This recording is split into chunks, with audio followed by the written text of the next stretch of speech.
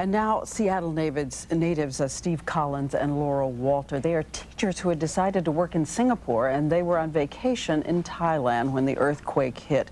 They are in Phuket, and they survived the tsunami that not only killed thousands but nearly destroyed their hotel. And we spoke to Steve and Laura earlier this morning. Laura, you saw people screaming. Did you see cars begin to float? Did you notice what was happening? Not at first. I was just sitting at the pool and there's a fountain going. I had no idea what was going on. I couldn't hear anything until Steve came running up, yelling, waving his arms.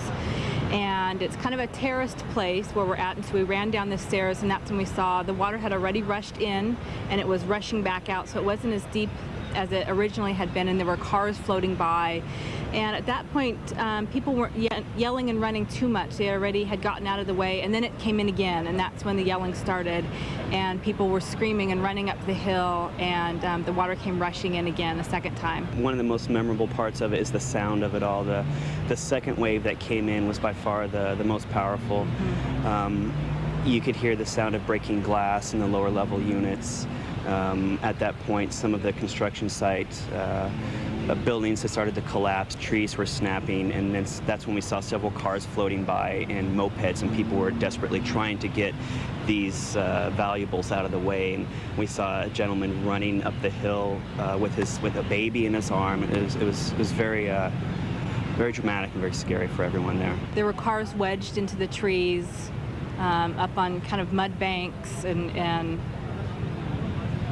just odd things floating by, very strange. That sound that you can't get out of your head, that terrifying sound, what was it like? I've heard a lot of people compare it to the sound of a freight train, and it is very cliche sounding, but that is absolutely a perfect description, because it's a roaring sound, and it just keeps getting louder and louder as it comes towards you. And I can hear the surf behind me right now, and it sounds very gentle and almost calming, but the sound of this tsunami that was coming through yesterday was, there was nothing soothing or calming about it. It was very horrifying. Unmistakable sound. I mean, you knew it didn't sound right. You knew that something wasn't right. You could really tell. How terrifying was that moment? How terrifying was that morning? It was just very surreal. I guess I didn't feel in real danger in a way, because we were up high when we first saw it, and so we were up very high and figured that we were safe. There was always the what if, you know, how high is it really going to come, even though we knew we're on a steep hillside. But what was scary to us is all the other people we didn't know. There had been all these workers down below, and the spa is down below by the beach, and all these spa workers, these women came up just soaked, and they were drenched, and they were muddy and dirty, and just from head to toe water, and you knew they'd been stuck in it. And so that was the really terrifying part to us. We're so glad both of you are safe. And we thank you so much for being with us this morning. I know that there is tragedy all around you, and we're just glad you're all right. Thank you. Well, thank you. Thank you very much.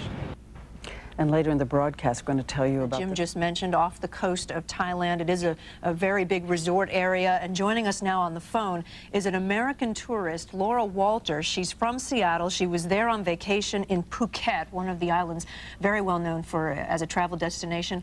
Laura, can you tell us what you saw, what you felt, what happened? Laura, are you there?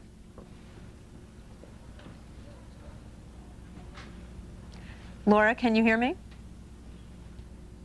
I think we've lost our connection with Laura, but we will try to go back to her in just a few minutes. We do have another guest standing by. Dr. Harley Benz is the chief scientist. I hope that we can get our connection back with the American tourist that I mentioned, Laura Walter. She's from Seattle. She's been on vacation on the island just off the coast of Thailand called Phuket, and she joins us now on the phone, I hope. Laura, are you there? Yes, I can just barely hear you. Great. Can you tell me what you felt, what you saw, what happened? My husband and I woke up this morning. We felt I thought my husband was moving the bed, and we thought maybe it was an earthquake. We're from Seattle and are used to earthquakes. It was very light. We went back to sleep, and I got up an hour or so later and was sitting by the pool when my husband came running up saying that there was a tsunami.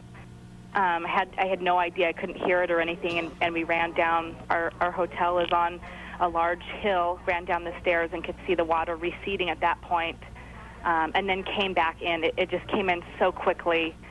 People were screaming. There were cars floating by. It was like unlike anything we'd ever seen before. Were there people actually on the beach before the wave hit, and did they get swept off? We could not see anyone on the beach. Where we're at isn't like one of the touristy beaches. That's a bit of a drive away. So there is a beach, but it's not really one that you go sit out at, more of a maybe a walking beach. So we didn't see anyone out there. It was mostly workers working on an addition to the hotel who were down there. And so that was mostly what was down there. It ruined, there's a spa down there. It completely washed that out, and there were several workers from the spa who were running, I mean, literally for their lives. It covered up all the way up through the roof of the spa, receded, and came back through again, and came back through a few more times, not as badly, but came back through again. Wow. Laura Walter, a tourist who happens to be on vacation there just off the coast of Thailand. Please stay safe. Thank you for your time. Bill? Okay.